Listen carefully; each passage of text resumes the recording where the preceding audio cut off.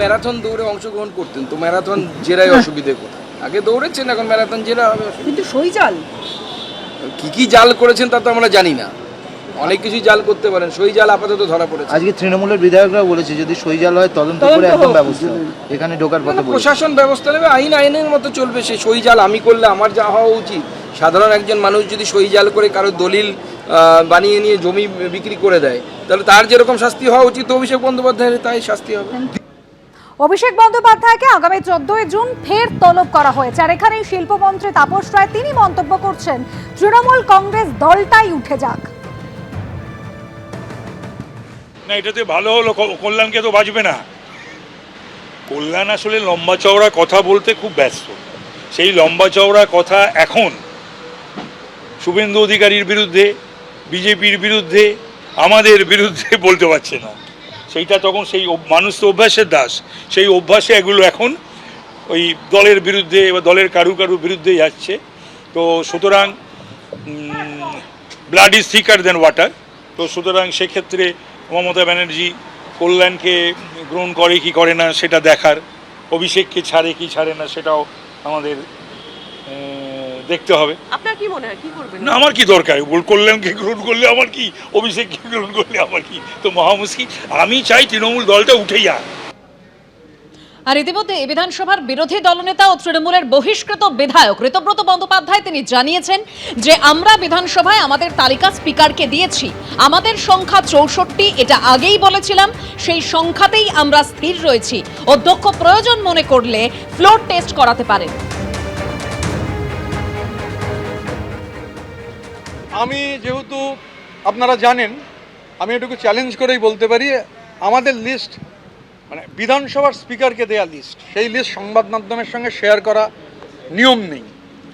আমি সংখ্যা বলেছি, আমি কোনো নামে যাব না। আমাদের সংখ্যা, যে সংখ্যা আমি বলেছিলাম, আমি তাতেই স্টিক করছি আপাতত, বাকিটা পরে দেখা যাবে। 64 কলকাতায় একটা মামলাও চলছে, 64 মামলা তো মামলার মতো হবে। মামলায় গণতান্ত্রিক দেশে মামলা করাটা অধিকার, আমি তার মধ্যে কেন ঢুকতে যাব? নাম্বারটা কত যেটা আপনারা আমরা তো বলেছি 64, সংবাদ মাধ্যমে আগেই বলেছি। আমি ব্যক্তি কারুর প্রসঙ্গে বলবো না, আমি সংখ্যায় স্টিক করছি এবং প্রয়োজনে যদি মনে করেন মাননীয় স্পিকার, ফ্লোর টেস্ট হতে পারে। আর এই মুহূর্তের যে ছবি আপনাদের সামনে রাখবো, অভিষেক বন্দ্যোপাধ্যায়ের বাড়িতে সিআইডি তদন্তকারী আধিকারিকরা। ভোট প্রচারে উস্কানিমূলক ভাষণ, অভিষেক বন্দ্যোপাধ্যায়ের বাড়িতে ফের পৌঁছে গেলেন সিআইডি তদন্তকারী আধিকারিকরা। কালীঘাটের পটুয়াপাড়ায় অভিষেকের বাড়িতে সিআইডির আধিকারিকরা। সরাসরি ময়ূক ঠাকুর চক্রবর্তী আমাদের প্রতিনিধি রয়েছেন। ময়ূক, অভিষেক ব্যানার্জির পটুয়াপাড়ার যে বাড়ি সেখানে আমরা রয়েছি, এই ছবি আমরা দেখাবো। সিআইডির যারা তদন্তকারী আধিকারিক তারা অভিষেক ব্যানার্জির বাড়িতে এসেছেন। 3:50 এই বাড়ি থেকে অভিষেক ব্যানার্জি বেরিয়ে গেছেন, আমরা সেই ছবি দেখলাম। সিআইডির অফিসিয়ালসরা 4:30 সময় এসেছেন। এখন সিআইডি আধিকারিকরা কার সাথে কথা বলেন এখন সেটাই দেখার। বাগুইহাটি থানায় একটা মামলা হয় যে 4 মের পর ডিজে বাজবে, এরকম উস্কানিমূলক মন্তব্য করেছিলেন অভিষেক ব্যানার্জি, এমনটাই অভিযোগ। এবং সেই প্রেক্ষিতে মামলা হয়। সেই মামলা পরবর্তী ক্ষেত্রে যায় বিধাননগর সাইবার পিএসের কাছে এবং সেই মামলায় সিআইডি ইনভেস্টিগেশন চলছে। সিআইডি অফিসিয়ালসরা এই মুহূর্তে অভিষেক ব্যানার্জির পটুয়াপাড়ার যে বাড়ি, কালীঘাটের যে বাড়ি, সেখানে এসেছেন।